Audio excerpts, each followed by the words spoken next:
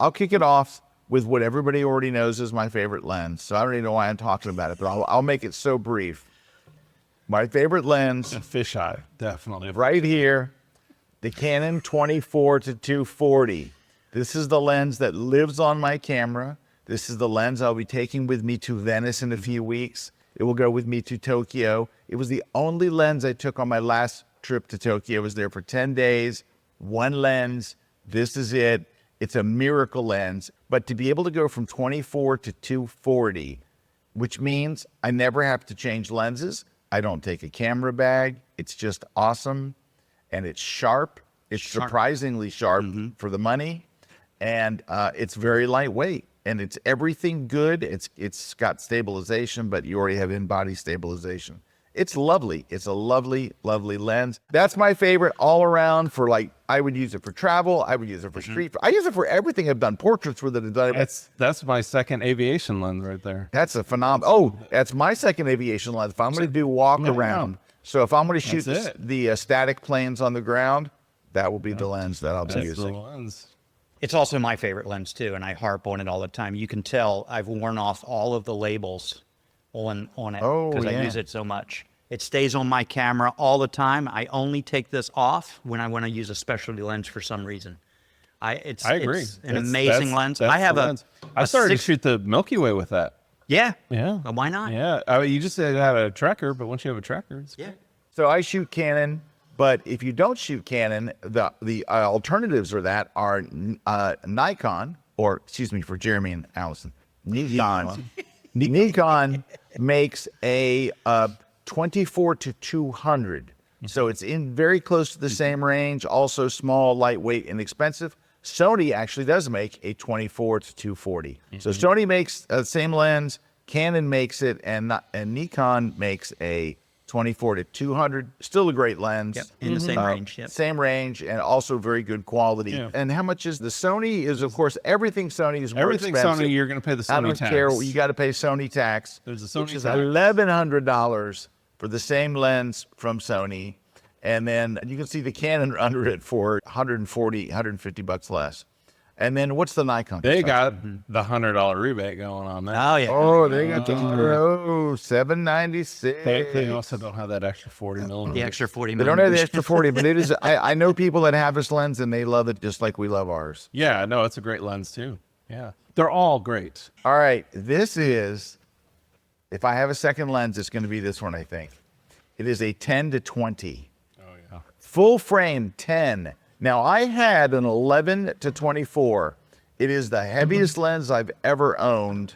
It was $3,000. It's a beast. It's a beast. Absolutely. It's like a beast. brick. It's like. And I don't heavy. take it. I don't take it Heavy. anymore. I'm like over that. It's front heavy too. So Very it's got this front heavy, massive element in glass. the But front. this one is not just 11, because at the time that came out, it was the widest wide angle lens available. For full frame. For full frame. This is a 10. Yeah. 10. It has the bulbous front. Rectilinear. It is rectilinear, and it is very lightweight. I think it's 1.6 pounds. Oh, I don't know. Go to specs. Millimeter. I'm saying 1.3. Let's say 1.3. Wow. 1.3. Wow. Yeah. Lighter than you thought. 1.3. Now, it is not a cheap lens. It is about, we'll call it $2,300. Yeah. Oh, $2,300. Right there. Right there. Yeah, but It's almost like for you that looked that up ahead specialty of a time. lens, yeah, I know this that's is worth it. Like this would be strictly for shooting, probably for me indoors. Yeah. Like I'm going to be shooting a museum, a cathedral, or something like that. And I want to go wider. Now I can tell you, I wish they just made a 10, because I'm never going to use anything other than the 10 on the air. It's extremely wide though. You have to be really careful with your subjects. Do you? No, you don't. What is your next favorite lens? 1435. So I've got that lens. Yes. So a great one. that would replace that would Yeah. go away, and that would be the new one. Well, yeah. I mean that's pretty. But that good 14 to change. 35 is However, reasonably priced. It's reasonably priced. Yeah, that one's actually very Plus, reasonably priced. if I'm backpacking, this is not taking up nearly as much room or as much weight as the 1535. Oh no. 2.8. And when No, I'm doing this thing's and when I'm wonderful. doing Yes. landscapes, I don't need 2.8. So f4 is perfect. Hey, look at the size. They're basically the same they're size. basically the same. Yeah, exactly. Wow. But it's 14 is great. Honestly, like I've been used to 16. I lived most of my life with 16. Now I've got the 14, and the 14 is terrific. But the other day I was shooting in St. Paul's in London, and I'm like, man, if I had a 6, like a 10, you guys can't believe what a difference 4 millimeters. Even going from like 14 to 12 or something. Yeah. On the low end, on the low end, on the low and end, then on the high on end, the high end, not that's- as much. No. Yeah. But like that's the whole thing. On the low end, Like Nikon has a 28 to 400, but it's always like the 28's not wide enough. Yeah. You know, it's just not wide enough. If you not go, wide enough. if you go from 100 to 105, there's very little difference in what you Yeah. see Oh, with yeah. that. You go from 10 to 16 or 10 to 15. It goes there's a from like massive this to difference wow. in the width. Yeah. All right, Mr. Cooney, you're up. Talk to Oh, me I about would lenses. say All right, let's lenses. see. You know, my go-to favorite one right now is that 200 to 800 RF. This That one?